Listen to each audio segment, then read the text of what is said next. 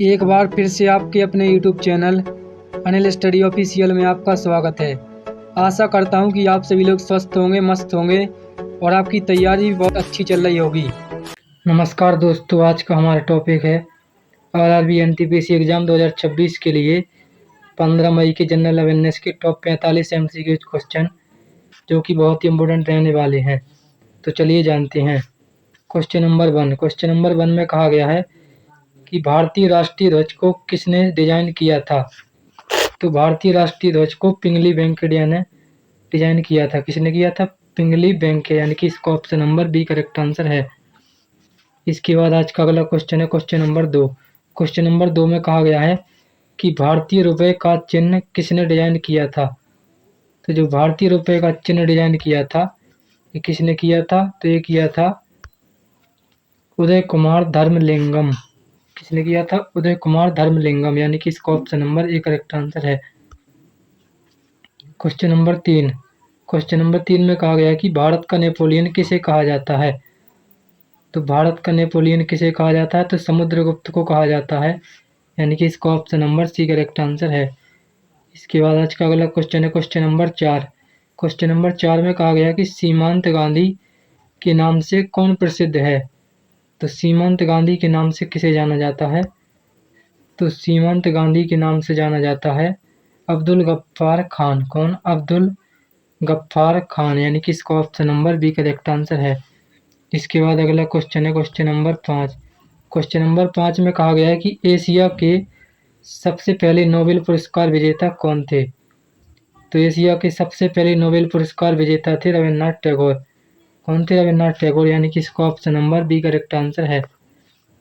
इसके बाद आज का अगला क्वेश्चन है क्वेश्चन नंबर 6।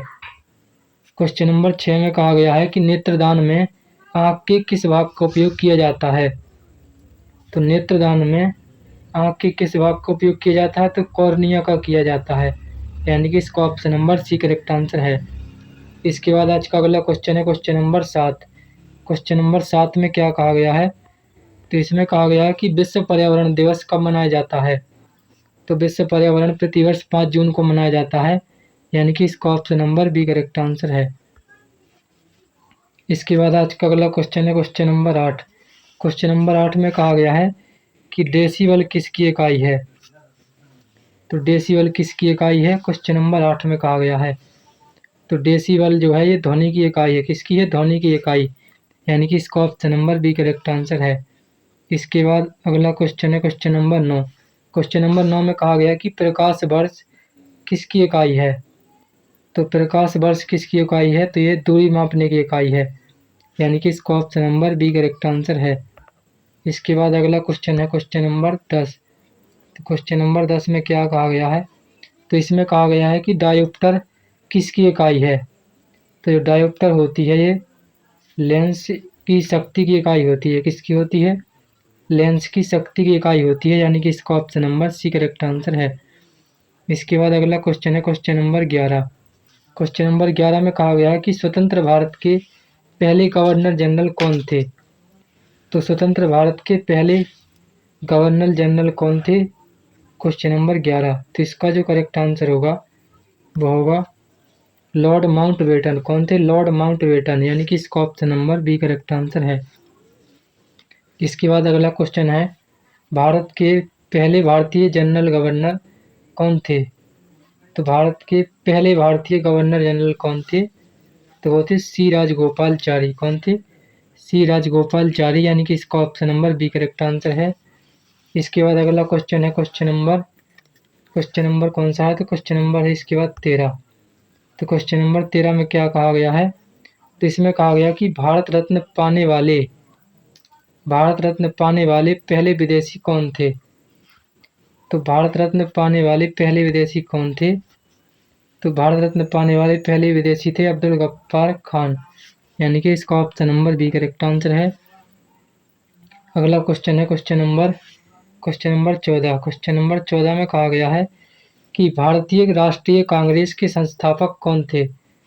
तो भारतीय राष्ट्रीय कांग्रेस के जो संस्थापक थे वो कौन थे? तो वो थे एओ ह्यूम। कौन थे? एओ ह्यूम, यानी कि इसका option number B correct answer है। इसके बाद अगला क्वेश्चन है क्वेश्चन नंबर 15। क्वेश्चन नंबर 15 में कहा गया है कि पहले लोकसभा अध्यक्ष कौन थे। तो पहले लोकसभा अध्यक्ष कौन थे? तो जो पहले लोकसभा अध्यक्ष थे वो जीवी मावलंकर थे। कौन थे? जीवी मावलंकर, यानी कि इसका option number B correct answer है। इसके बाद अगला क्वेश्चन है क्वेश्चन नंबर 16। क्वेश्चन नंबर 16 में कहा गया कि शहद में मुख्य रूप से कौन सी शर्करा पाई जाती है। तो शहद में मुख्य रूप से कौन सी शर्करा पाई जाती है? तो वो पाई जाती है फ्रुक्टोज। कौन सी पाई जाती है? फ्रुक्टोज, यानी कि इसका option number C correct answer है। इसके बाद अगला क्वेश्चन है क्वेश्चन नंबर 17। क्वेश्चन नंबर 17 में क्या कहा गया है? तो इसमें कहा गया है कि रॉकेट किस सिद्धांत पर कार्य करता है। तो रॉकेट किस सिद्धांत पर कार्य करता है? तो रॉकेट न्यूटन के तृतीय नियम पर कार्य करता है, यानी कि इसका option number C correct answer है। इसके बाद अगला क्वेश्चन है क्वेश्चन नंबर 18। क्वेश्चन नंबर 18 में कहा गया कि बिजली के बल्ब में कौन सी गैस भरी होती है। तो बिजली के बल्ब में कौन सी गैस भरी होती है? तो बिजली के बल्ब में आर्गन गैस भरी होती है, यानी कि इसका option number C correct answer है। इसके बाद अगला क्वेश्चन है क्वेश्चन नंबर 19। क्वेश्चन नंबर 19 में क्या कहा गया है? तो इसमें कहा गया है कि भारत की पहली बोलती ध्वनि फिल्म कौन सी थी। तो भारत की जो पहली बोलती ध्वनि फिल्म थी वह कौन थी? तो वह थी आलम आरा। कौन थी? आलम आरा, यानी कि इसका option number B correct answer है। इसके बाद अगला क्वेश्चन है क्वेश्चन नंबर 20। क्वेश्चन नंबर 20 में कहा गया कि भूदान आंदोलन किसने शुरू किया था। तो जो भूदान आंदोलन शुरू किया था ये किया था आचार्य विनोबा भावे ने, यानी कि इसका option number C correct answer है। इसके बाद अगला क्वेश्चन है क्वेश्चन नंबर 21। क्वेश्चन नंबर 21 में क्या कहा गया है? तो इसमें कहा गया है कि सुंदरबन डेल्टा किस नदी द्वारा बनाया गया है। तो जो सुंदरबन डेल्टा बनाया गया है ये किस नदी द्वारा बनाया गया है? तो ये बनाया गया है गंगा नदी द्वारा, यानी कि इसका option number B correct answer है। इसके बाद आज का अगला क्वेश्चन है क्वेश्चन नंबर 22। क्वेश्चन नंबर 22 में कहा गया है कि भारत में सबसे लंबी तटरेखा किस राज्य की है।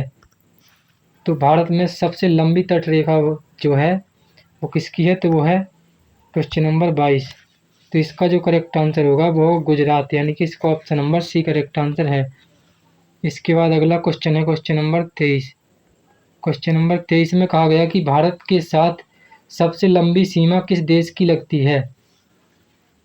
तो भारत के साथ सबसे लंबी सीमा जो लगती है वो बांग्लादेश की लगती है, यानी कि इसका option number D correct answer है। इसके बाद अगला क्वेश्चन है क्वेश्चन नंबर 24। क्वेश्चन नंबर 24 में क्या कहा गया है? तो इसमें कहा गया है कि अर्थशास्त्र का जनक किसे कहा जाता है।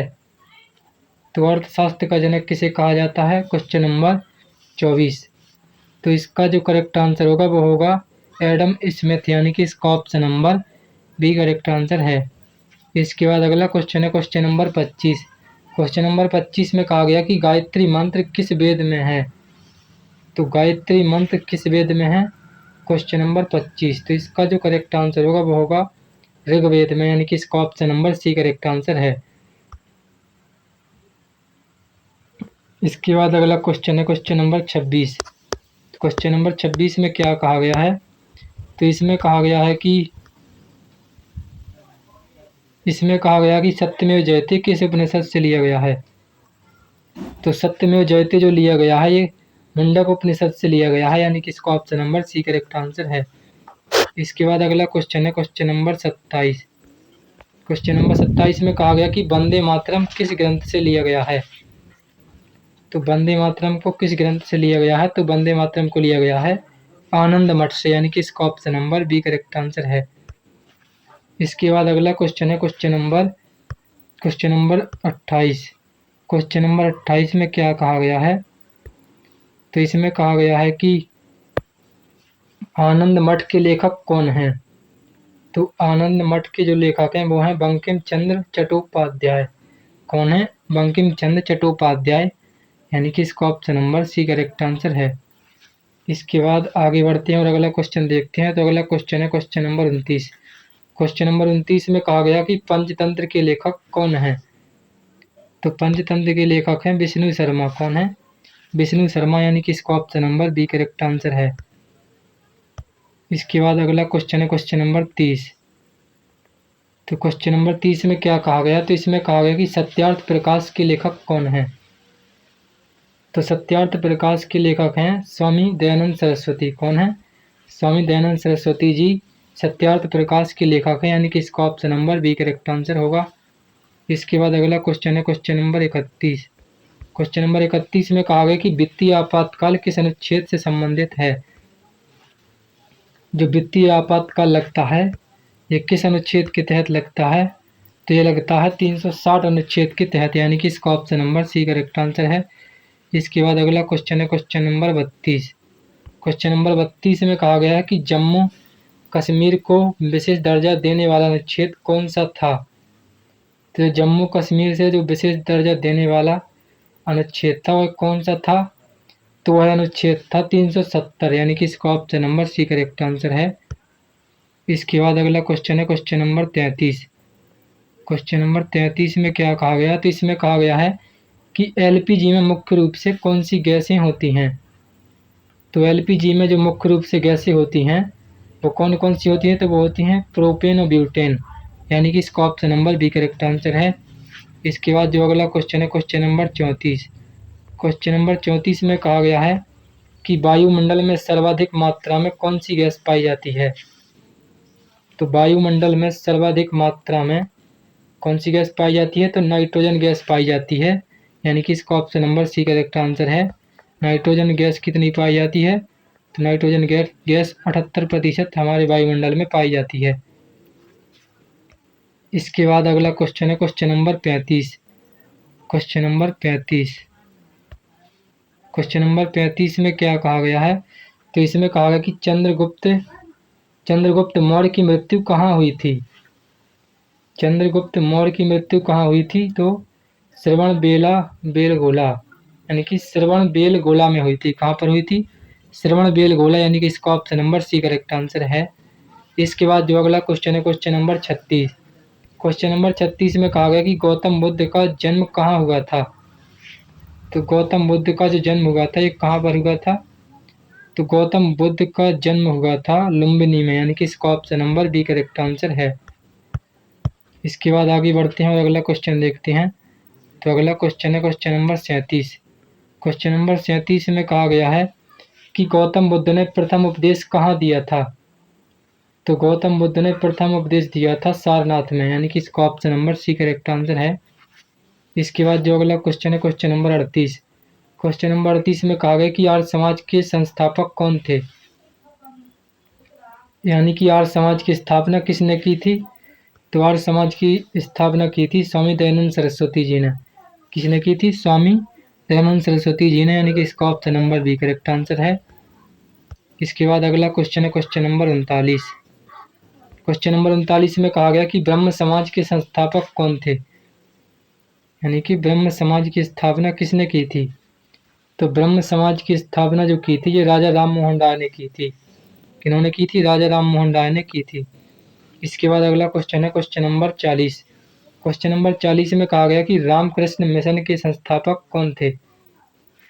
तो रामकृष्ण मिशन के जो संस्थापक थे ये स्वामी विवेकानंद जी थे। कौन थे? स्वामी विवेकानंद जी थे, यानी कि इसका option number B correct answer होगा। इसके बाद जो अगला क्वेश्चन है क्वेश्चन नंबर 41। क्वेश्चन नंबर 41 में कहा गया कि अभिनव भारत सोसाइटी की स्थापना किसने की थी? तो अभिनव भारत सोसाइटी की स्थापना विनायक दामोदर सावरकर ने की थी, यानी कि इसका option number B correct answer है। इसके बाद आगे बढ़ते हैं और अगला क्वेश्चन देखते हैं। तो अगला क्वेश्चन कौन सा है? तो अगला क्वेश्चन है क्वेश्चन नंबर 42। तो क्वेश्चन नंबर 42 में क्या कहा गया है? तो इसमें कहा गया कि बांग्लादेश को स्वतंत्रता कब मिली? बांग्लादेश को स्वतंत्रता 16 दिसंबर 1971 को मिली थी। कब मिली थी? 16 दिसंबर 1971, यानी कि इसका option number C correct answer है। इसके बाद अगला क्वेश्चन है क्वेश्चन नंबर 43। क्वेश्चन नंबर 43 में कहा गया है कि भारतीय राष्ट्रीय कांग्रेस के पहले मुस्लिम अध्यक्ष कौन थे? तो जो भारतीय राष्ट्रीय कांग्रेस के प्रथम मुस्लिम अध्यक्ष थे वो सैयद अहमद खान थे। कौन थे? सैयद अहमद खान, यानी कि इसका option number C correct answer है। इसके बाद जो अगला क्वेश्चन है, क्वेश्चन नंबर 44। क्वेश्चन नंबर 44 में कहा गया है कि भारतीय राष्ट्रीय कांग्रेस की पहली महिला अध्यक्ष कौन थी? तो भारतीय राष्ट्रीय कांग्रेस की पहली महिला अध्यक्ष थी एनी बेसेंट, यानी कि इसका option number B correct answer होगा। इसके बाद बहुत ही इंपॉर्टेंट आज का आखिरी क्वेश्चन है, क्वेश्चन नंबर 45। क्वेश्चन नंबर 45 में कहा गया कि कर्क रेखा भारत के कितने राज्यों से होकर गुजरती है? तो कर्क रेखा भारत के 8 राज्यों से होकर गुजरती है, यानी कि इसका option number C correct answer है। तो आशा करता हूं कि आप सभी लोगों को आरआरबी एनटीपीसी एग्जाम 2026 के लिए जो 14 व 15 जून के लिए संभावित टॉप 45 जनरल अवेयरनेस के एमसीक्यूज क्वेश्चन थे, वो आप सभी लोगों को अच्छी तरह समझ में आए होंगे। इसी प्रकार की बेस्ट एजुकेशनल वीडियो के लिए हमारे चैनल को सब्सक्राइब करें, वीडियो को लाइक शेयर कमेंट करें। तब तक के लिए धन्यवाद, मिलते हैं नेक्स्ट वीडियो में।